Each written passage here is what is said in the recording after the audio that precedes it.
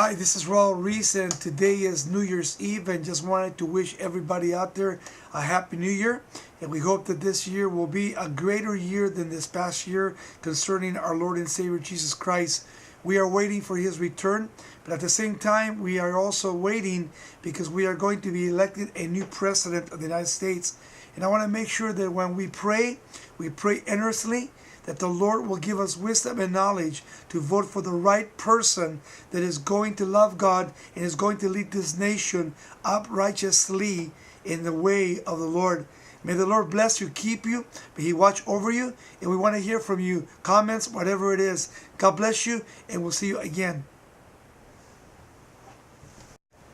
Hi, this is Raul Reese. I just wanted to take this time on the 31st of January, New Year's Eve, to wish every one of you a Happy New Year and to speak to the young people out there to make sure that you guys get connected to the Lord Jesus Christ because He's coming soon, and we just really want you to really be fulfilled in life. We want God to touch your lives and to use you to reach all of the young people in America and the world, because you are the youth of America. And God loves you, and God wants to do tremendous works through your lives. As you commit your life to Him fully and completely, He will help you. You know why? Because He loves you so much.